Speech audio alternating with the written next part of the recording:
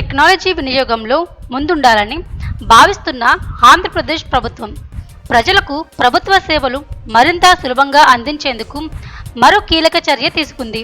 తాజాగా రాష్ట్రంలో కొత్త రేషన్ కార్డులను వాట్సాప్ ద్వారా పొందే అవకాశాన్ని కల్పిస్తూ పౌర సరఫరాల శాఖ కీలక ప్రకటన చేసింది. పౌర సరఫరాల శాఖ మంత్రి నాదెండ్ల మనోహర్ తెలిపిన వివరాల ప్రకారం మే 15వ తేదీ నుంచి కొత్త రేషన్ కార్డుల కోసం దరఖాస్తులను వాట్సాప్ ద్వారానే స్వీకరించనున్నారు. ఇందులో భాగంగా 9553000009 అనే నంబర్కు మనమిత్ర వాట్సాప్ గ్రూప్లో చేర్చి అందులో రేషన్ కార్డు విభాగం ద్వారా కొత్త దరఖాస్తును నింపి అవసరమైన డాక్యుమెంట్లను అప్లోడ్ చేసి పంపవలసి ఉంటుంది. సబ్మిట్ చేసిన అనంతరం అధికారులు దాన్ని పరిశీలించి 2 వారాల్లో కార్డును పంపే అవకాశము ఉంటుంది.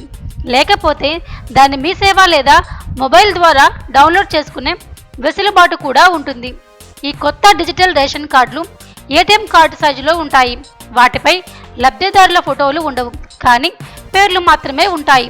స్వైప్ చేయగానే రేషన్ డీలర్లకు లబ్ధిదారుల వివరాలు, పంపిణీ స్థితి అన్నీ స్పష్టంగా తెలిసిపోతాయి. మార్పులు చేర్పులు చేయడం కూడా చాలా తేలికగా ఉంటుంది. ఇక వాట్సాప్తో పాటు రాష్ట్ర వ్యాప్తంగా ఉన్న గ్రామ వార్డు సచివాలయాల్లో కూడా దరఖాస్తులు స్వీకరిస్తున్నారు.